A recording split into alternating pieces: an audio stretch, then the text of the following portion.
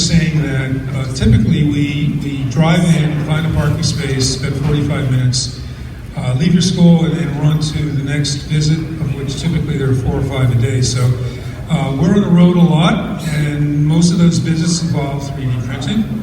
And Sandy and I have really enjoyed working with the schools. The relationship with KV is a very special one and kind of unanticipated. I think we saw an article in the Press Herald it had over a year ago about some of the work that was being done here.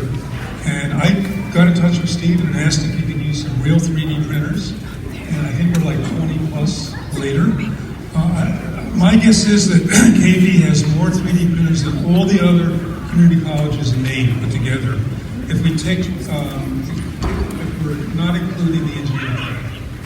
So I think Stephen and the faculty here, the club members and students have really broken new ground in thoroughly adopting this technology with the idea of improving career potential. That's why students come to a community college. So what I want to basically do is bring it back into the K-12 world. And I think the important aspect of 3D printing is it's everywhere. It's in schools in Maine. It's in kindergarten classes all the way into high school. And this is not an easy thing to accomplish. We live half the time in California. I think I've struggled to get 10 printers into local schools in California. And here we've done like 500 printers. And they are used immediately and creatively. So we have to thank you guys. It's a pleasure to work with you. Things get going quickly. Results, I'm very results oriented. They follow. So key is cross-cutting projects. Some teachers are resistant to 3D printing because they think it will take time away from other activities. But the ones who have figured it out and realized it actually lets them accomplish learning objectives more effectively and more engaging of their students are really benefiting from it. So a couple of examples from local schools. This one on insects.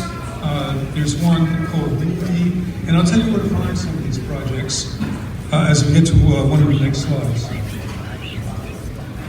Also, new approaches. My background is Silicon Valley, high-tech companies selling equipment for semiconductor manufacturing.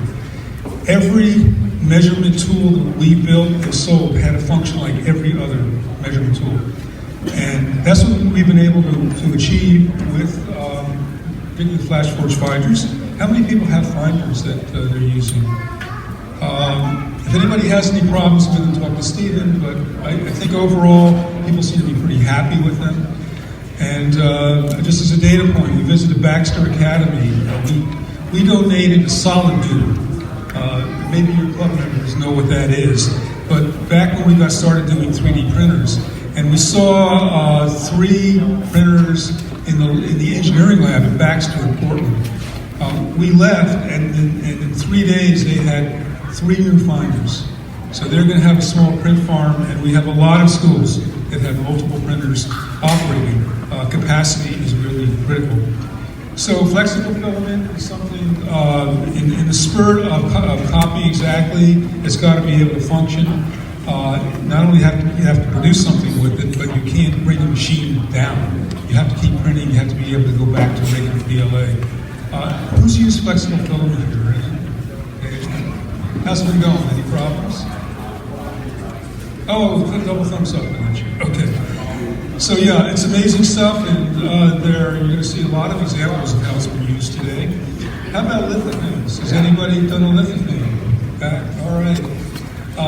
That's really cool because you can take photographs and process them through flash print and create transparent images. These happen to be on the window of a library and in Narragansett High School. And things like math manipulatives. I put that up there because math seems to be a real stumbling block. The schools that we've been to are constantly trying to close the gap on math. And so having the ability to not only use these, but for kids to design and make them, improving their math and knowledge of coordinate systems is a real plus. So when we say all grade levels, I mean all grade levels. We have probably 15 or more 3D printers in kindergarten classes. Beth Heidemann in the Go to Science green shirt on the other end is somebody that we've enjoyed supporting. And because Beth's missions involve, a small part of her missions involves scanning objects, animals, butterflies, tree trunks, all sorts of things. So the scanned files find their way back into these classrooms, which are PK, K, first, second grade, and they become an important part of the early learning of these students. That said, that student on the left is a second grader. She is designing in Tinkercad. And what the classroom project was to create a village. And so you can see some of the designs that have been done. So we've seen the grade level at which kids are using Tinkercad keep going down. And so we think it's really a precursor to success by having kids in the early grades not just have 3D printed objects given to them, but actually be involved in producing them. We heard a little bit earlier about 2D to 3D, taking drawings. Has everyone used 2D to 3D in their work, in their classroom? I see the students raising their hands.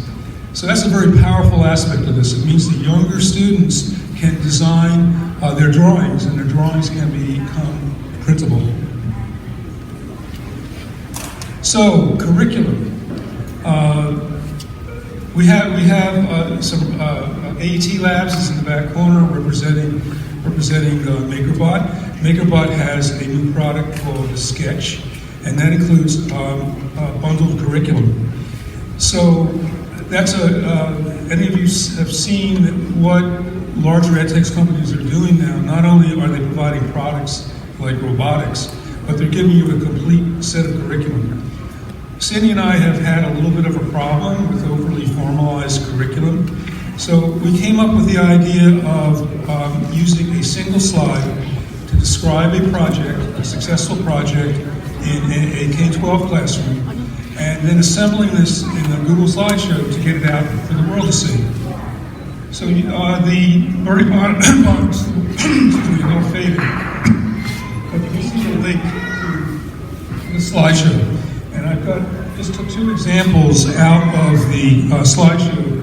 This one is on wind turbines, and we actually saw this earlier this week at Gorham Middle School, and the kids did the entire turbine using their 3D printer.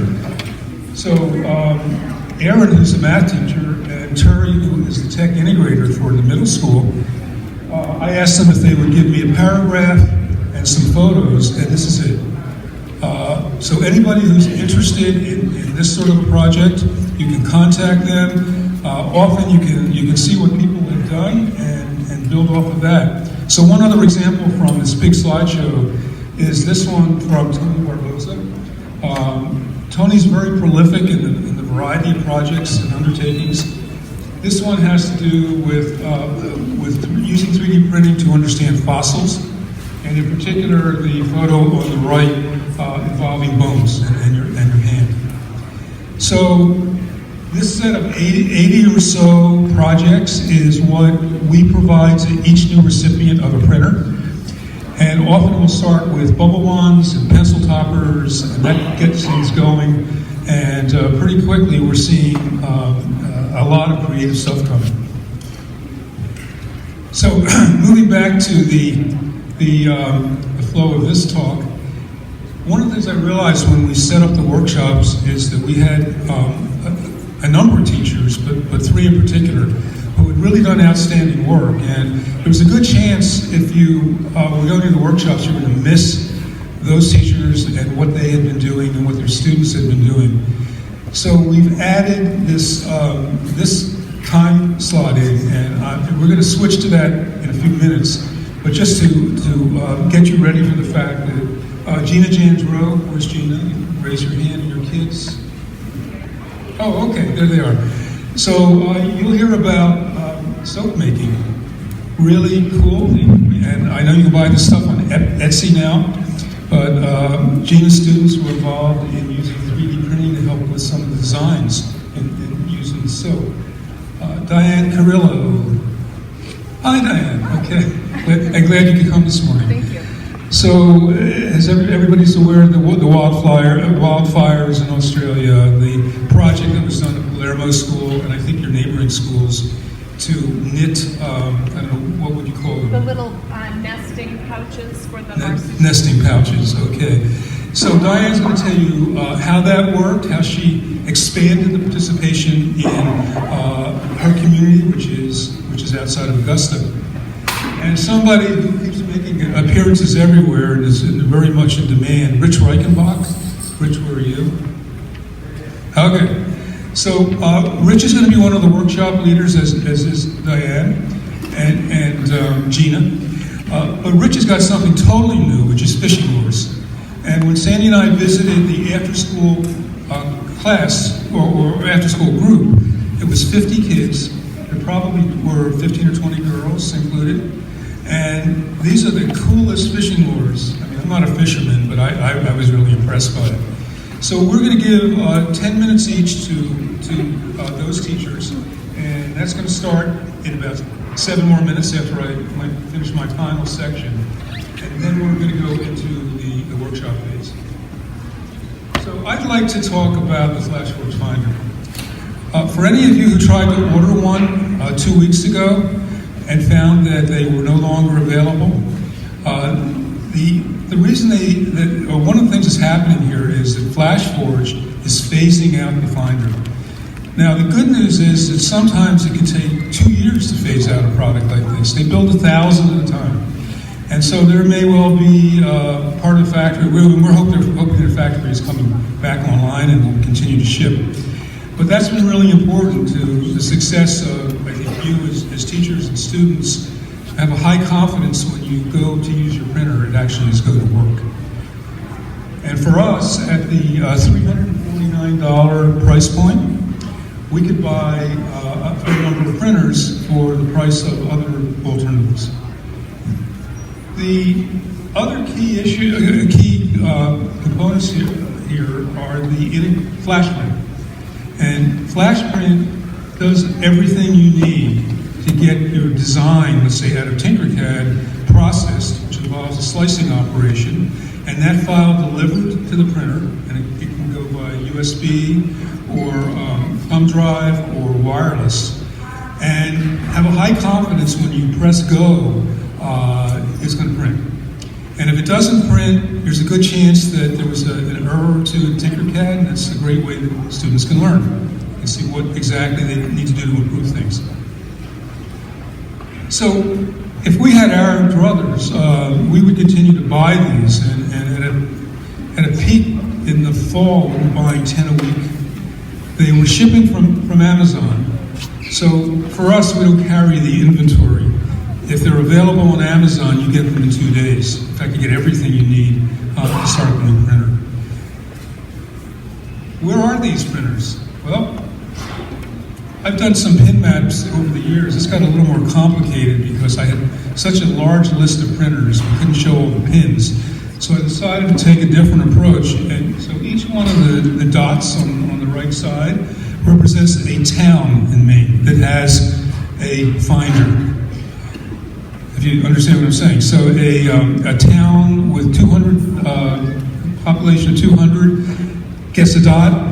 Portland schools, we've been involved with 33 printers. They get a dot. So you can see that in terms of meeting a geographic, an urban-rural balance, we're not doing too badly. And we're sending, again, we're using Amazon. An interesting example is a lot of Maine islands, right?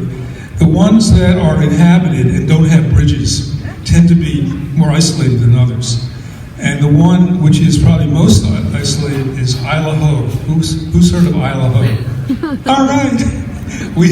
I couldn't even pronounce it correctly. So Isla Ho probably swells to a couple hundred people during the summer season. They have, their school is a one-room schoolhouse which dropped in population, I think, from 9 students to 7 students this year. So they have a teaching principal, and that's it. So we were a little concerned about sending them a printer. How's this going to work? And so we had very good communication with the teacher. We sent them the printer, and she said, "Dave, got the printer, it's up and running, but don't worry. You know, I've got really good backup. My husband runs the power station. Okay, so you don't have to worry about us keeping this thing running." And I think that's the great thing about Maine. We've sent printers to locations that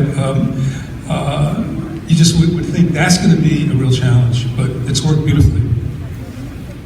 Libraries and media centers. So let me give you a quick thing of what I think is happening that's really good now.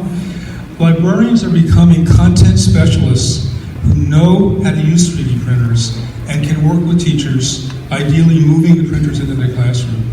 That's our model for success. Bringing kids from their classroom to the library is not really a good solution because they've got to go back to their classroom, and guess who ends up running the print jobs? Art educators. So we have a number of art teachers here, and 3 in one of the workshops. We've seen a huge ramp. I would say that Stephen's efforts have helped to promote that. Serena Sanborn is going to be in one of the workshops and tell you about what Waterville creates and the great community interest that's going on. And the last bullet on here, I think I kind of gave them kudos earlier, but I'll say it again. It's just been a pleasure. As I've met more and more people, now the students are going to get involved in what do we do next if the finder goes away. So that's really cool. So with regard to printer capacity, here are some examples of what happens when when things really take off. They may start with one printer in a library, but here are our 4 schools that have printer farms. And those printers, they have a lot of them, not because most of them don't work, it's because they're running all the time. And somebody sent me a photo of a visit to Stevens Institute of Technology in Hoboken. There were 16 finders, close packed, on 2 tables, and they were supporting the entire Stevens Institute with those finders. Just one more note on geography. There are challenges in supporting schools in Aroostook County, that upper ellipse, Washington County, and the island schools. So we also have printers at Vinyl Haven and Islesboro and North Haven, Shebbeak, and a few others. So if you have a problem with a printer out there, you may not be getting support, you may not be asking for it. So one of the things we talked about with the Island Institute, and maybe we'll get KB involved, is helping that support process if you're really remotely located. So in terms of going down the challenges list here, expanding utilization across all grade levels is not happening everywhere. We often go into middle schools which are well equipped, but then there's nothing in the high school. Sometimes it's the other way around. And for 3D printing to really have impact, it's just like music. You start kids early, and by the time they're in a jazz band in 12th grade, getting on a bus to go to Augusta, they've had music every year. So 3D printing design is not something you turn on and turn off.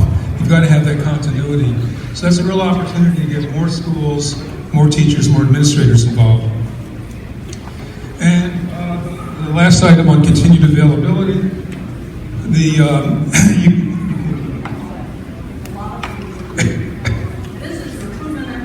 excellent.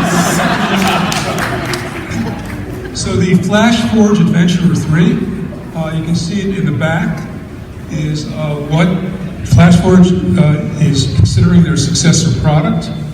It's a $449 printer. It still has flash print. It still has the polar cloud, but a built-in camera. It has a detachable nozzle, and it still uses flash print. What we don't know is it as good as a finder, and that's going to be critical. We can't send out printers which have a great feature list but don't work as well as their predecessor. So what I'm hoping to have, with the help of some of the KB students, is a comparison matrix. I just want a comparison between the FlashForge Finder and its successor, so that we have some idea when we can make a cutover. And so I put my numbers up there. My email address is on the last slide. So if you have any thoughts about printers or anything that I've talked about that has come up at the conference, please feel free to email me. And thank you.